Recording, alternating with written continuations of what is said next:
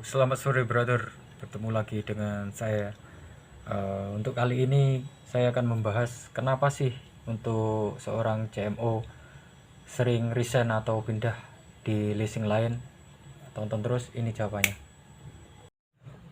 Jadi yang pertama yaitu ketika seorang CMO itu sudah bekerja lebih dari 2 tahun tapi tidak mendapatkan promosi.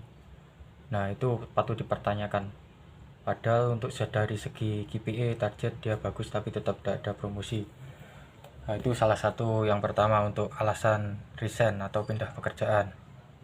Yang kedua yaitu tidak cocok dengan bos atau manajer atau supervisor atau marketing head.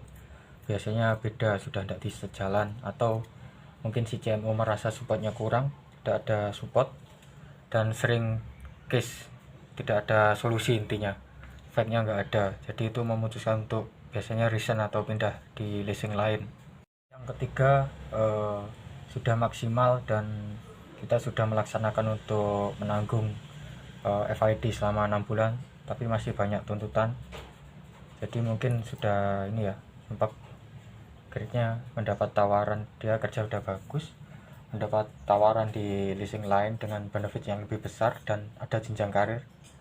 Nah, itu juga memastikan untuk ini bisa untuk resign karena ada tawaran yang lebih bagus dengan gaji yang lebih baik. Saya sambil rokok ya guys. Jadi yang keempat itu biasanya lingkungan kerja sudah gak nyaman, toksik, dan kita tidak dihargai. Makanya itu pasti untuk CMO memilih resign. Karena percuma bekerja, kita sudah loyalitas untuk jam kerja kan normalnya kalau karyawan itu jam 8 sampai jam 5 sore. Kalau untuk CMO sendiri mungkin itu kan kita survei menyesuaikan jadwal dari calon debitur ya. Mungkin pulang kerja untuk karyawan, bila mana wira swasta itu usahanya juga harus difoto. Jadi jam kita itu sebenarnya kalau untuk CMO fleksibel sama kayak kolektor. Jadi bila mana kita sudah berangkat pagi, pulang larut malam tapi tidak dihargai dan hasil yang kita dapat tidak sepadan, ya pasti banyak yang resign. Terutama sih bukan karena masalah gaji atau insentif ya biasanya, tapi suasana kerja sama tekanan yang sering sih itu dari pengalaman kerja saya. Oke, untuk yang kelima biasanya sudah capek jadi CMO dan tidak ada promosi, tidak naik level. Itu bisa aja untuk pindah di leasing lain, atau dia udah ada plan untuk wira swasta karena tabungannya udah cukup, udah lelah menjadi seorang karyawan ya, yang dipecuti terus ibaratnya. Jadi mungkin untuk teman-teman yang sudah pernah bekerja menjadi CMO lebih mengerti rasanya seperti apa jadi CMO itu. Jadi selain kita booking atau uh, cari nasabah serta maintain, kita juga harus mengamankan FID, soalnya nanti masuk penilaian di KPI kita. Dan untuk FID itu zaman saya dulu itu 1 sampai 6 ya guys. Tapi untuk sekarang sih infonya ada yang 12 kali nanggung angsuran. Yang wajib masuk kan FPD itu angsuran 1 sama 2. Kalau selanjutnya namanya FID. Jadi belum kita di press collection. Jadi berat sekali untuk menjadi CMO.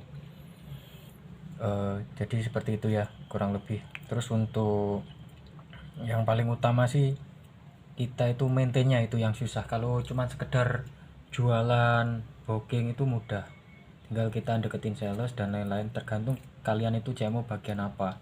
Ada yang cuman cari order, ada yang survei aja, ada yang merangkap, ada yang 3 sampai merangkap jadi kolektor. Jadi seperti itu. Jadi intinya bila mana kalian masih nyaman di suatu perusahaan tempat Anda bekerja, tetap bertahan dan lakukan yang terbaik. Tapi bila mana Anda sudah merasa tidak cocok atau tidak sejalan, atau merasa benefitnya tidak sesuai dengan effort yang kalian berikan, silahkan resign. Karena percuma bila mana Anda meludah di tempat Anda minum air.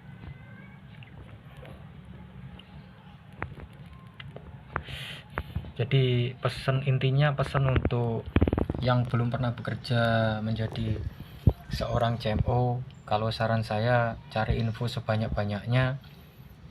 Finance-nya itu harus jelas dari segi BPJS, dari segi gaji.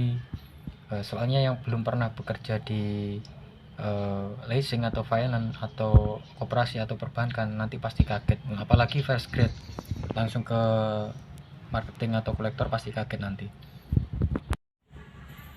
Oke brother, cukup sekian ya, kurang lebih 5 sebab kenapa sih CMO sering keluar masuk dan ganti seragam. Mungkin kurang lebih seperti itu dari pengalaman pribadi saya.